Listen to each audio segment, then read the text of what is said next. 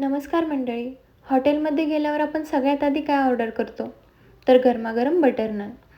पण आज मी तुम्हाला दाखवणार आहे की बाहेर न जाता घरच्या घरी अगदी कमी तेलात आणि कमी मेहनतीत हॉटेलपेक्षाही भारी नान कसा बनवायचा, तोही आपल्या एअर फ्रायरमध्ये. चला तर मग सुरुवात करूया. एका मोठ्या परातीमध्ये मी 2 वाटी मैदा घेतला आहे. आता यामध्ये चवीनुसार मीठ टाकूया. नान छान फुगण्यासाठी आपण यात घालणार आहोत 1 मोठा चमचा खाण्याचा सोडा आणि चव बॅलन्स करण्यासाठी 1 चमचा साखर. आता यातला जो मॅजिक इन्ग्रेडियंट्स आहे तो म्हणजे 3 मोठे चमचे फेटलेलं दही. दह्यामुळे पिठाला छान आंबूसपणा येतो आणि नान मऊ होतो.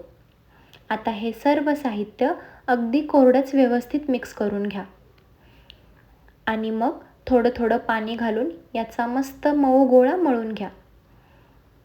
लक्षात ठेवा, पीठ जेवढं छान मळाल तेवढा नान लुसलुशीत होईल. बघा, अशा प्रकारे मी व्यवस्थित पीठ मळून घेतलेलं आहे. आता या पिठाला थोडं तेल लावून 1 तासासाठी याला झाकून ठेवूया. बघा, 1 तास झाला आहे आणि आपलं पीठ मस्त सेट झालंय. आता याचे मध्यम आकाराचे गोळे करून घेऊया. आता पोळपोटावर थोडा कोरडा मैदा टाकून हा गोळा लांबट किंवा गोल आकारात लाटून घ्या.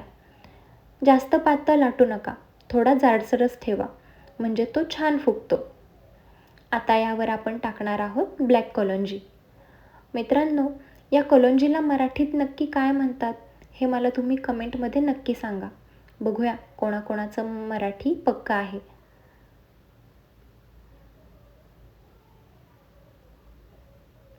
अशा प्रकारे मी कलोंजी टाकून पुन्हा एकदा लाटून घेतलं, जेणेकरून कलोंजीचं बी व्यवस्थित त्या नानवर चिटकून बसेल. सोबतच फ्रेश हिरवीगार कोथिंबीर टाकून पुन्हा एकदा हलक्या हाताने लाटून घेऊया, म्हणजे हे सगळं पिठाला छान चिकटेल आणि दिसायलाही सुंदर दिसेल. आता वेळ आहे आपल्या एअर फ्रायरची.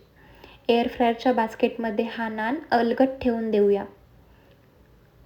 वरून थोडंसं ऑइल स्प्रे करूया, जेणेकरून त्याला छान ग्लो येईल. बघा, अशा प्रकारे व्यवस्थित मी ठेवून घेतला आणि थोडंसं ऑइल स्प्रे केलं. आता एअर फ्रायर सेट करायचा आहे. 185 डिग्री सेल्सिअसवर आपण टायमर लावायचा आहे फक्त 7 मिनिटांचा. मधल्या वेळी तुम्ही एकदा चेक करू शकता, पण 7 मिनिटात हा नान अगदी परफेक्ट तयार होतो. ना कोळसा ना तंदूर, तरीही तंदूरसारखी चव मिळते. वा, काय मस्त वास येतोय. 7 मिनिटानंतर आपला नान तयार आहे. हा बघा, किती छान रंग आलाय आणि टेक्स्चर तर बघा, अगदी मऊ. यावर थोडं बटर लावलं की याची चव अजून वाढते. या नानसोबत खायला मी मस्त झणझणीत चिकन सुक्कं बनवलंय. हा कॉम्बो म्हणजे स्वर्गसुखच आहे. तुम्ही ही रेसिपी नक्की घरी ट्राय करा आणि बघा, तुमचे अनुभव मला कमेंटमध्ये सांगा. व्हिडिओ आवडला असेल तर लाईक करा, शेअर करा आणि सबस्क्राईब करायला विसरू नका. पुन्हा भेटूया अशाच नवीन व्हिडिओसह. तोपर्यंत धन्यवाद.